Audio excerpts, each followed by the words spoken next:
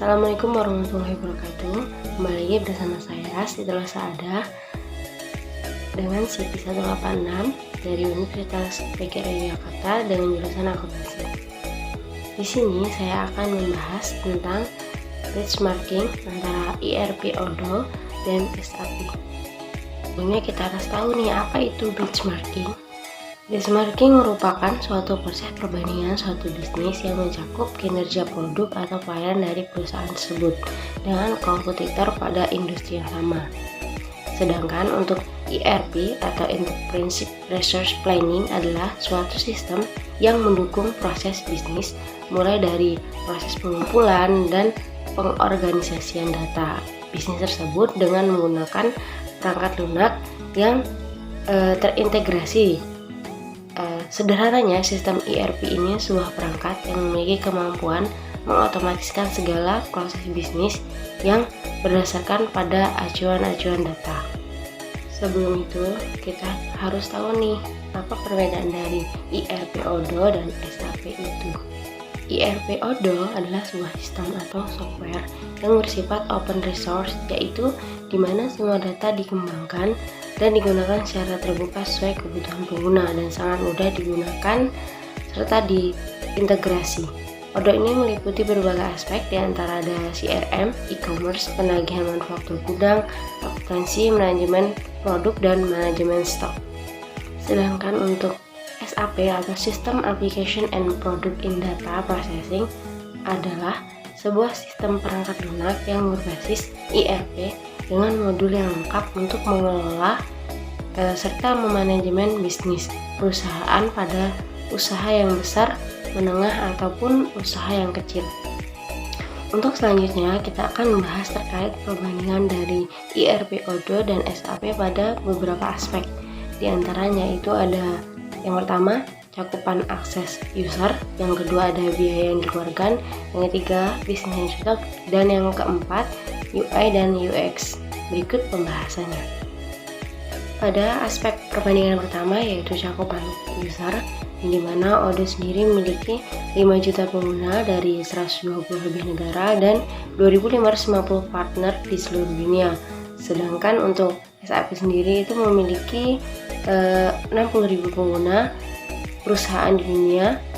SAP tersedia dalam 28 bahasa dengan 44 lokalisasi dan terdapat 800 partner yang telah disertifikasi oleh SAP dari 150 negara.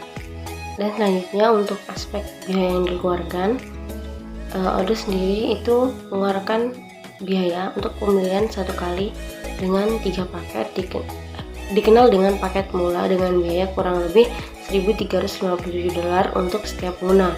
Sedangkan SAP sendiri untuk paket yang mengakses semua fitur itu dikenai biaya kurang lebih $3.213.000. Lalu untuk selanjutnya yaitu bisnis yang cocok diterapkan. Pada Odoo sendiri bisnisnya itu seperti pengecer, e-commerce online atau fisik. Yang kedua ada perusahaan jasa, yang ketiga perusahaan pemasaran, yang keempat perusahaan manufaktur, yang kelima perusahaan dengan operasi layanan lapangan, lalu selanjutnya ada perusahaan distribusi, yang tujuh ada perusahaan pelatihan, yang kedelapan perusahaan IT dengan pengembangan latihan, yang kesembilan konsultan dan mitra Odoo, dan yang ke-10 kantor akuntan.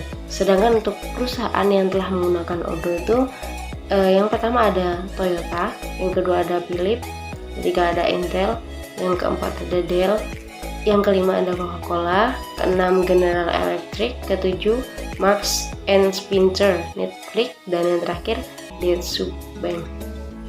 Lalu selanjutnya untuk SAP bisnis cocok diterapkan, yaitu pertama ada SAP Business One, yang kedua SAP Business by Design, yang ketiga SAP Business All-in-One, yang keempat solusi untuk lingkungan kesehatan dan keselamatan, yang kelima Solution for Energy and Carbon Management, yang keenam ada solusi untuk sustainability, yang ketujuh ada SAP Custom, kedelapan SAP Education, kesembilan Finance Plan for SAP, ke-10 ada SAP Consulting.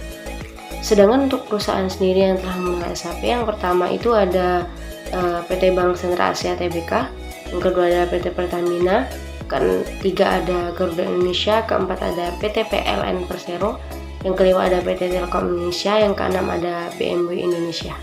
Untuk selanjutnya yaitu perbandingan aspek UI dan UX pada ERP Odoo dan SAP, di mana dapat kita lihat untuk Odoo sendiri itu memiliki tampilan yang cukup menarik dan banyak icon, sedangkan untuk SAP sendiri itu lebih banyak tulisan dan kurang menarik. Lalu saya di sini menambahkan sedikit pro kontra pada software ini. Yang pertama itu Odoo. Untuk pro-nya yaitu Odoo sendiri tersedia banyak modul dan hanya membayar sesuai dengan paket yang diinginkan. Yang kedua itu harga yang terjangkau dan bila tidak menggunakan custom size. Untuk kontranya sendiri, Odoo itu perlu banyak custom untuk kebutuhan perusahaan menengah, terutama manufaktur.